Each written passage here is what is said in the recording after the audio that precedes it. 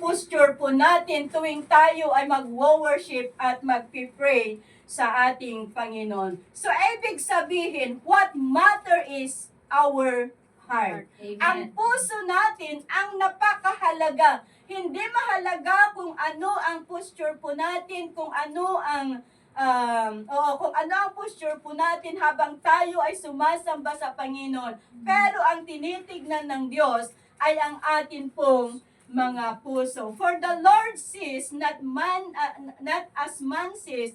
Man looks on the outward appearance, but the Lord looks on the heart. Yon ang tinitignan ng ating Panginoong Diyos, ang atin pong mga puso. Pero sabi sa binasa po natin, bakit sabi ni Psalmist David, bakit sinasabi ni Psalmista David na let us worship in bow down, let us kneel before God? Bakit yon ang command ni Psalmist David? Because the act of kneeling and bowing down before God represent a physical and a spiritual posture of submission, surrender, and humility. Amen. Kaya tayo ay lumuluhod dahil yun ang inilalarawan ng pagyuko, pagluhod habang tayo ay nag-worship o habang tayo ay nananalangin.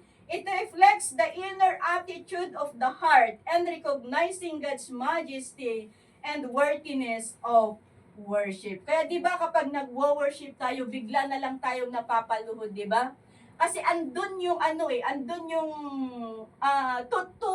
totoong pagsuko na na ina-acknowledge natin na wala tayong kahit anong magawa kung wala ang Panginoong Diyos, na we can do nothing without the power and without the leading of the Holy Spirit. That's why worship teaches us to submit and surrender everything to God. Everything. Surrender our cares, surrender our plans, surrender our fears, and surrender our priorities in life. So sa passage na binasa po natin, ay parte pa rin ito nung discussion o yung conversation ni Jesus at saka yung Samaritan woman.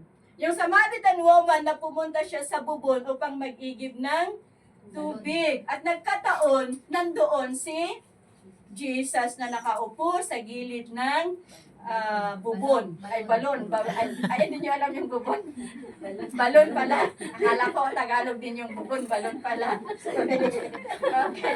Sa gilid ng balon. Kaya nung dumating yung Samaritan woman, humingi si Jesus ng tubig. Pero ayaw bigyan ng Samaritan woman. Dahil nga, noong unang panahon, hindi maganda ang relasyon ng Samaria at saka sa Hudyo. Hindi maganda ang relasyon ng mga Samaritans at saka sa mga Hudyo. Ayaw kausapin ng mga Hudyo ang mga Samaritans dahil ang tingin nila sa mga Samaritans ay sila yung mga tao na mababa ang uri. Pero sa ganito, sa pagkakataon na ito, nagkaroon ng mahabang conversation ang Samaritan woman at saka si Jesus. Pero hindi alam ni Samaritan woman na ang kausap niya ay si Jesus.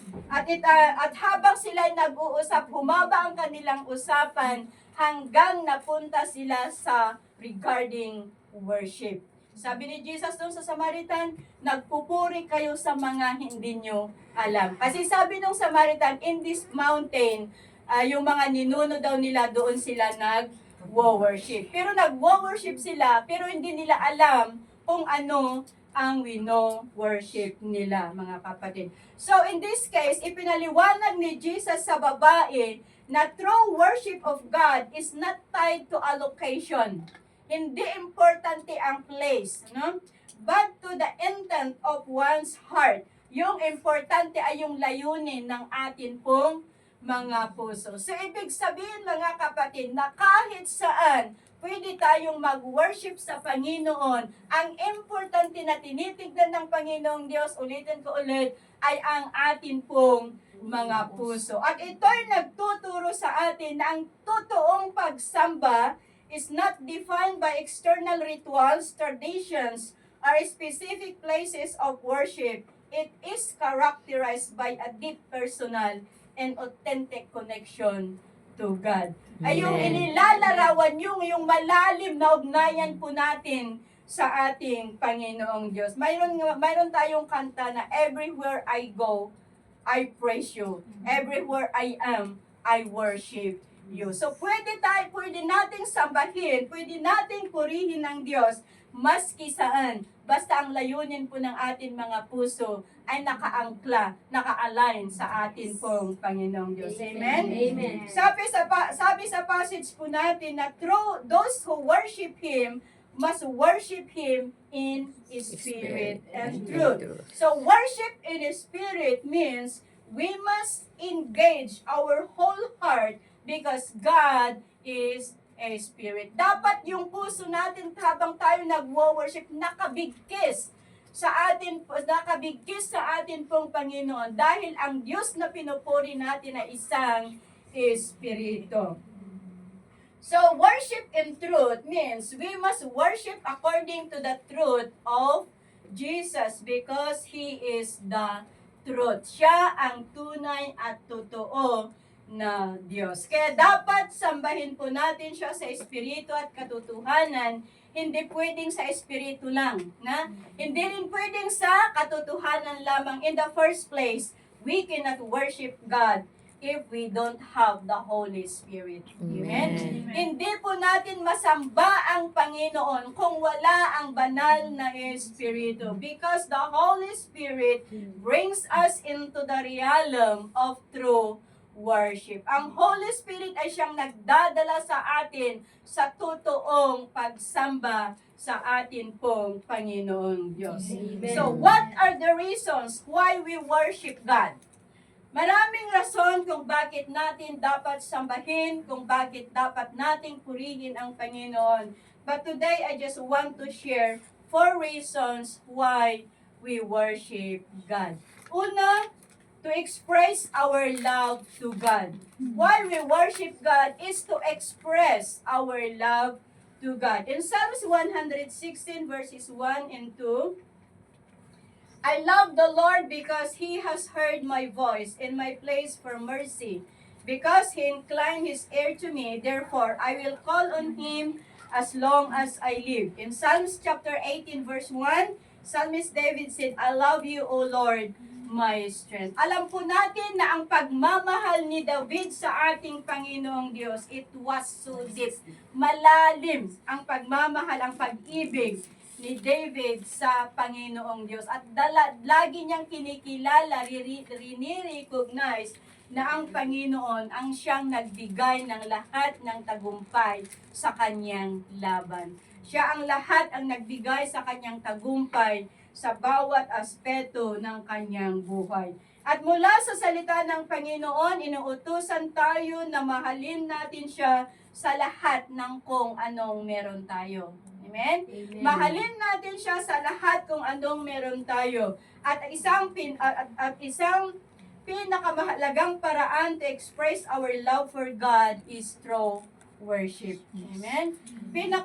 Isang pinakamahalagang paraan upang maipagsigawan natin ang ating pagmamahal ng Diyos, pagmamahal natin sa Diyos is to worship Him. Kasi nga, worship is an expression of reverence, of bowing before God, and of honoring Him. So, worship is not just about something we do. When we sing worship songs on Sundays, but also worship must be a part of our daily lives. Amen? Amen. Habang nagtatrabaho tayo sa ating mga employer, nagagawa po ba nating magsamba sa ating Panginoong Diyos? Amen. Masarap magtrabaho na habang nagtatrabaho ka, kumakanta ka. Masarap magkuskus sa kubeta habang nagkukuskus ka, nagwo-worship ka sa Panginoon. Amen? Masarap yun, hindi mo namamalayan ang pagod. Di po ba? Hindi natin namamalayan ang stress sa trabaho. Kapag tayo ay, pag natuto tayong magsamba o umawit habang tayo ay nagtatrabaho. Meron po tayong kanta yung sabi niya, I love you, Lord. Sino nakakaalam nun? Yung mga old people na katulad ko, yung may yung panahon pa lang po, alam nila yun, pero yung mga millennials baka hindi na nila alam yung I love you Lord. Pero ang kanta na ito ay nag-i-express ang pag-ibig natin sa Diyos. Sabi dito na, I love you Lord and I lift my voice to worship you. Oh my soul rejoice, take my joy, take joy my King, and what you hear, let it be a sweet, sweet sound in your ear. At kapag tayo ay sumasamba sa Panginoong Diyos ng totoo na mula sa ating puso, nagagalak ang ating Panginoong Diyos. Nagagalak ang Diyos na pinakikinggan ang ating awit na pagsamba na nagmumula sa ating pong mga puso. Amen? Amen. Why in this world? Bakit tayo nag-i-exist? Bakit tayo nag-i-exist? To worship God. Amen? So, bakit tayo pumupunta sa simbahan tuwing linggo, at sa Pilipinas, hindi lang sa linggo, pero dito, linggo, sabado, ganun. Bakit tayo pumupunta sa simbahan? Dahil ba yun ay utos? Dahil ba yun ay nakasanayan na natin? O dahil ba yun ay dahil wala tayong gagawin that day? Or baka punta tayo sa simbahan dahil yun ang sabi sa Hebrews chapter 10:25 na huwag nating kaligtaan ang pag-gather to worship the Lord. Of course, isa yun sa rason. But the main reason why we are here is to worship the Lord. Amen? Amen. Why we are here is to worship the Lord. Hindi lang tayo nandito upang makita mo si ganito. Hindi lang tayo nandito upang magpakita ka sa kanila. Pero nandito tayo upang sama-sama nating purihin, sama-sama nating sambahin ang ating Panginoong Diyos. Amen. Amen. Maliban na lang kung ang reason natin na nandito ay dahil malamig sa labas. Ha? Pero hindi yun. Alam ko and I know and I believe na bawat isa po sa atin, why we are here is to worship God. Amen? Amen. Narito tayo upang sama-sama nating purihin, sambahin ang ating Panginoong Diyos, to give our praises, to give our thanks to Him sa Kanyang kabutihan, sa Kanyang kadakilaan sa atin pong mga buhay. And through worship, dito natin na ipagsisigawan ang pag-ibig natin, na mahal po natin ang Panginoong Diyos. So worship is expressing our love to God. Pangalawa na reason, to show our gratitude to Him, upang ipakita natin ang pasasalamat natin sa Kanya.